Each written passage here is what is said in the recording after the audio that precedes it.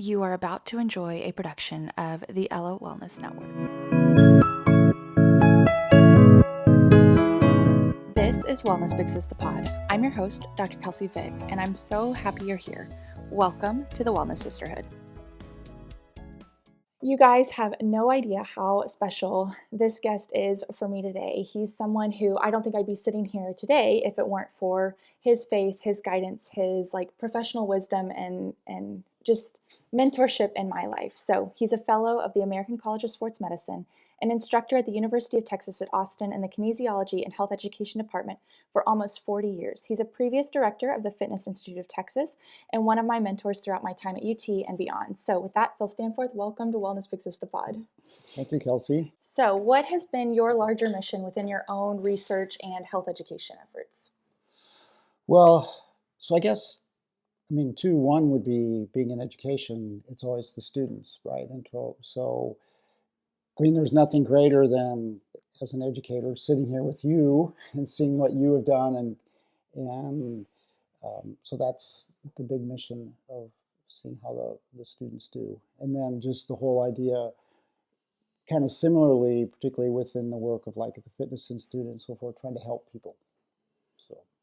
Simple, to the point. I love it. Yeah, I'll say that I say this a lot, but UT kind of chose me a little bit. And going into UT, you're told oh, you'll just be a number, as a student, as a little high schooler, it's oh, don't, big schools, you're just a number. And I walked into the very first day, I think it was my very first class, was my class with Phil and his wife. And the first things that they said were, y'all are family, basically. And to a class of 200 to 300 kids, I don't know. It was a lot of kids in the entry-level kinesiology classes. And the first thing I mentioned, and I still talk about it to this day, but the very first thing that they told us as students was, I know it's a far time from Thanksgiving. It was August, right, when school starts, and it's a far time from Thanksgiving. But if you guys do not have Thanksgiving plans, y'all are more than welcome in our home. Y'all are welcome to come to our Thanksgiving, because I know a lot of your families might be further away.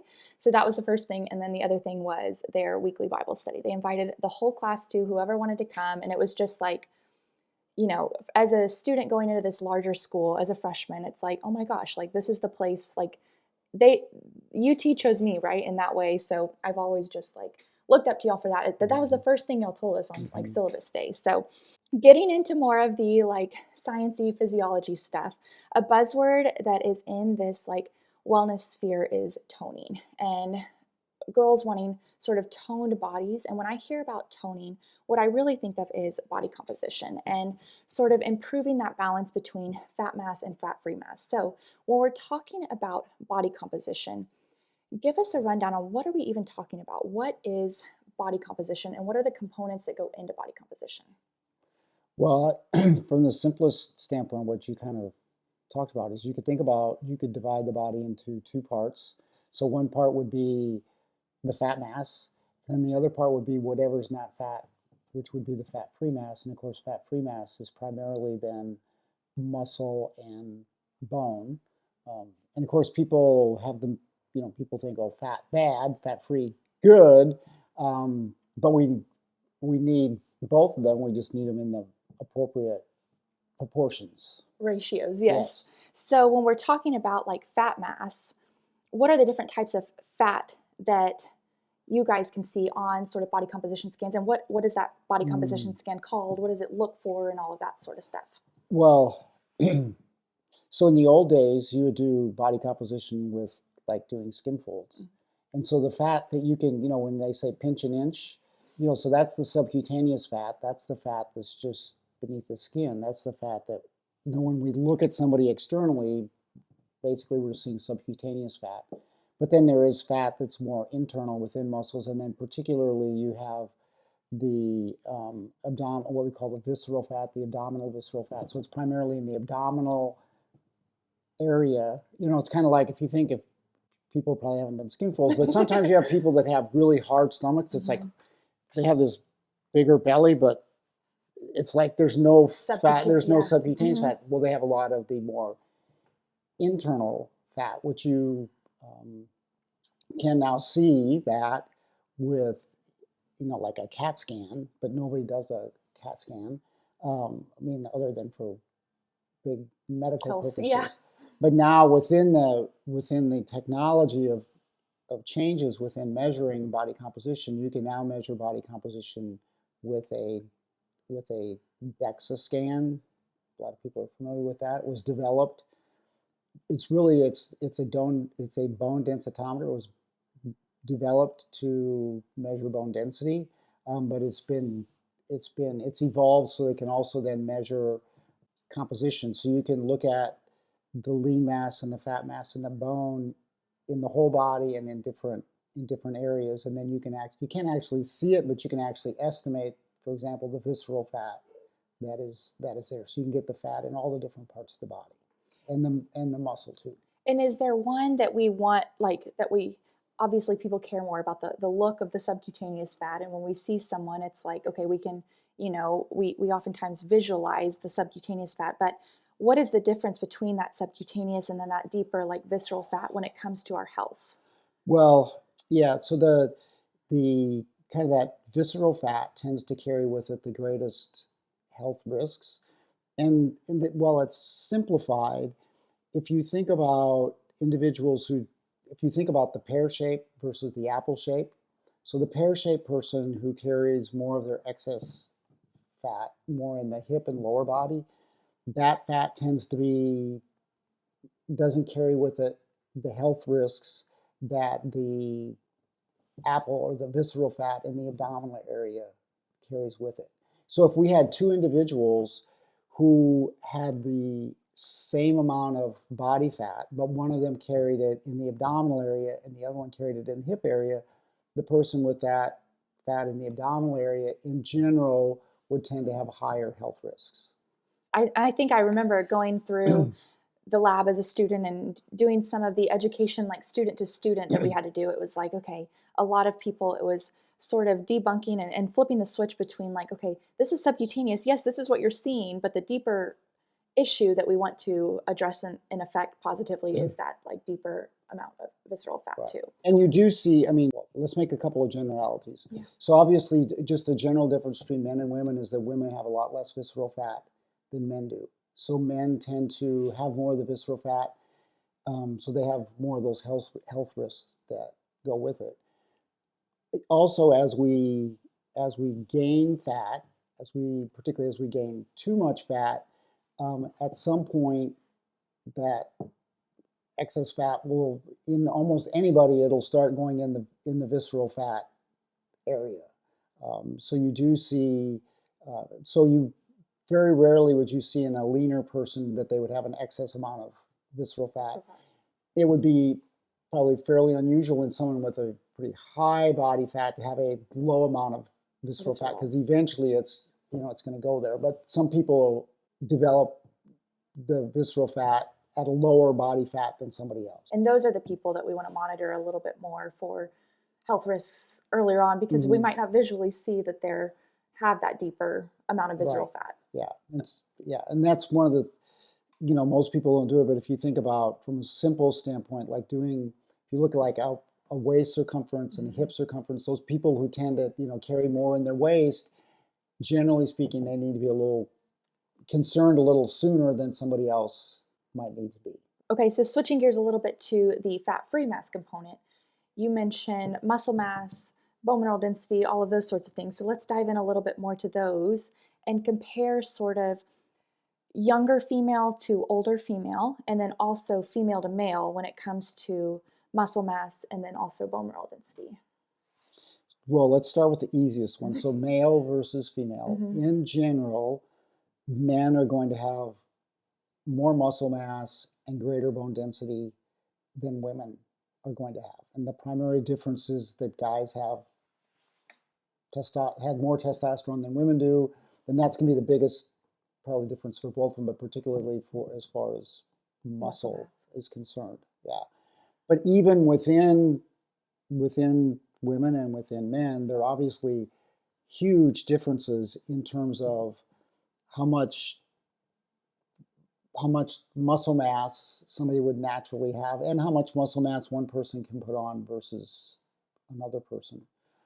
Certainly if you look at if we went within women, if we looked at younger versus older, well, it's for men and women, obviously puberty is a big transition time. And when you look at bone density, it's during that time that the primary part of our bone density, that's when our bones develop their bone density. And it's kind of like the higher your bone density is at that point, the better, because by the time you're 18 or 20, it's really, you might put on some, but it's really hard to make a big difference, which is one of the reasons from an activity standpoint, you like to see people active when they're younger, because that could potentially be part of developing that good bone density at an earlier age. Because the older you get, the harder it is to develop. Certainly muscle mass is maybe a little different story, because you can put more of that on over time. But even with that, it's amazing how hard, even some cases for guys, how hard it is to put on muscle mass. And a lot of times we would, do a lot of the UT athletes, and particularly if we once again talk about women, when they first come in, they first are exposed to a weightlifting program or whatever, they'll put on muscle mass and lean mass. But after that first phase, you really don't see too much of an increase in lean mass. Now, most of them aren't trying to be bodybuilders or something of that sort, where you probably would see more put on over time. But you don't, even in football players, it comes on, once they've kind of done their first big lifting sequence or whatever, you just don't see as putting on as much as you might anticipate, or as much as people might think from the kind of the popular press. Yeah, I think a lot of it too is their goals are different, where it's like, okay, they're training for performance too, where it's like those first that little bit of strength, it's like, okay, we are getting you more resilient, but then it's like, okay, maybe our goals switch for football players versus female athletes or whatever. Like they're training for performance then too. Well, yeah, and your training performance can be different. So if you think about training for track and field versus a football lineman, so track and field, they want to be powerful and they want to be strong, but they don't want to run fast or to jump high. Even extra muscle, in a sense, can slow them down, because that's that much more mass that they have to move. Whereas a football player, well, they want that same power and strength, but they also want a little more of the muscle mass, because it serves some other purposes. And so some of their goals are the same, but some of their goals are different, and how they train could be different from that standpoint.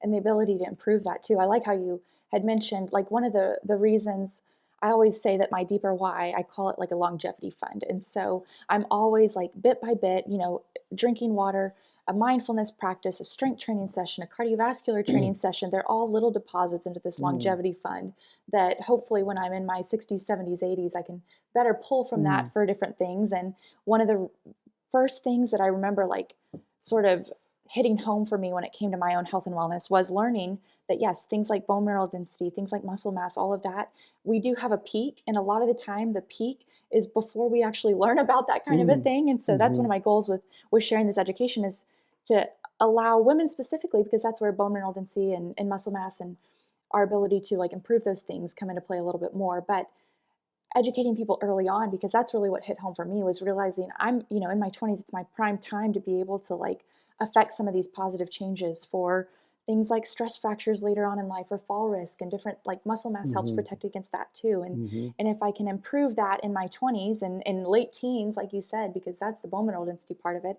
it's how much better off will we be in our 60s and 70s, knowing that we've built our bones as strong as we can, during our peak time. And same with the muscle mass too, because I remember, I feel like it might have been you guys that showed a graph where it was like the linearness of improvement. It's like steep in our, youth and 20s.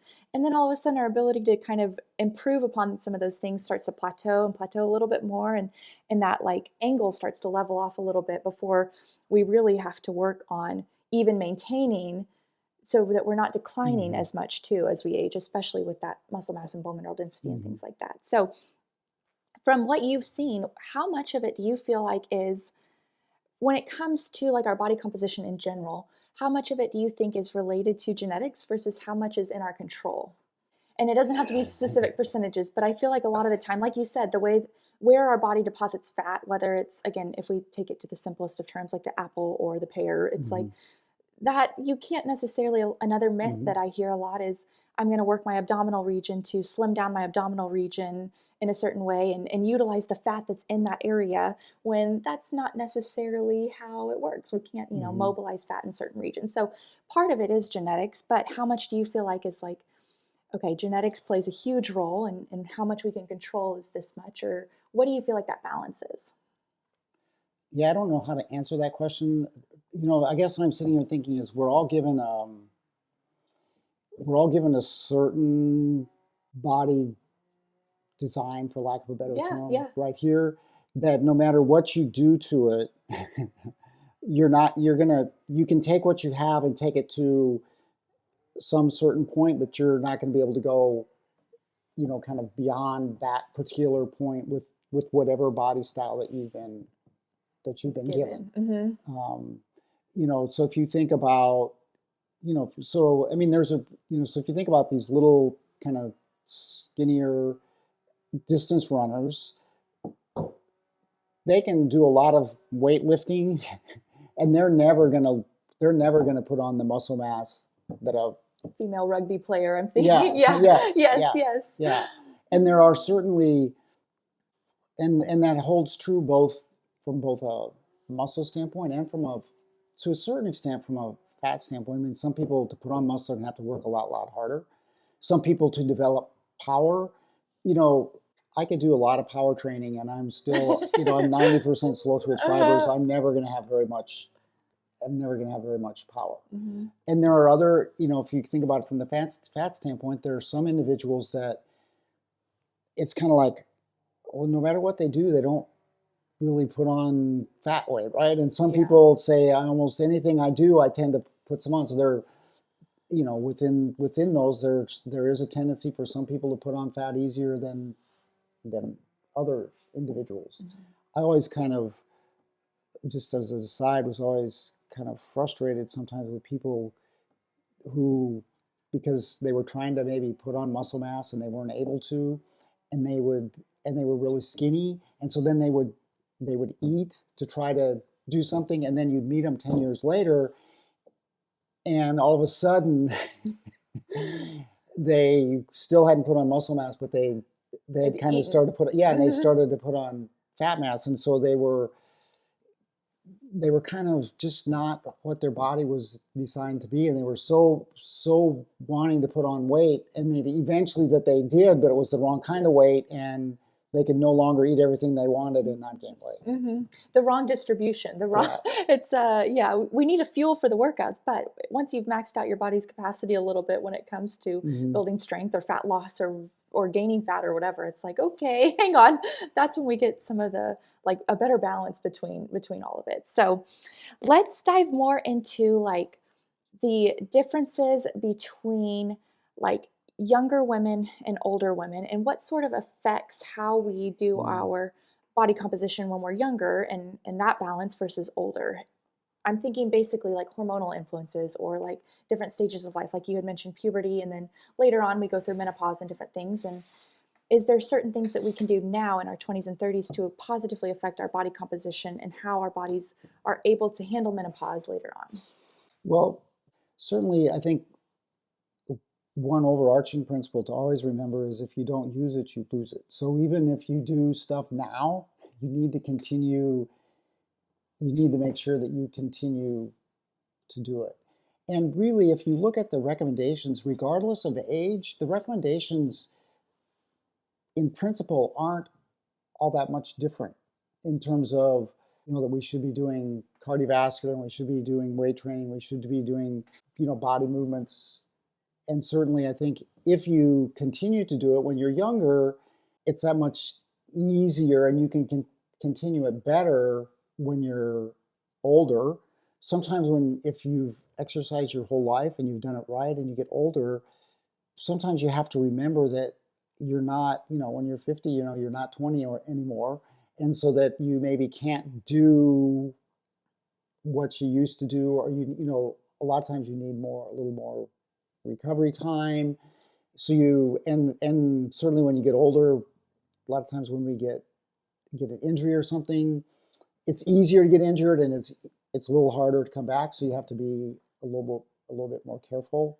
And I think this is taking it a little different, though, is to always, because I would never want anybody who hasn't done anything, because I always talk to students about it. A lot of times your parents have they've spent their time raising you and they've been so busy they haven't been able to exercise, and suddenly they wake up one day and it's kind of like, oh, I'm 40 or I'm 45 and I'm out of shape. Oh, it's too late. It's all done. And the body is amazing in terms of how it will still respond to physical activity, and you can still train. I mean, they've taken people in nursing homes and managed to put lean mass on them. It's going to be less. It's not going to be as much, but the body still responds. So I think another, primary messages are, use it or lose it. So try to keep going, doing it. But if you haven't done it, don't let that discourage you. Start wherever you are, and your body's, it's going to improve and it's going to respond in some ways. Yeah, I love that. Ways.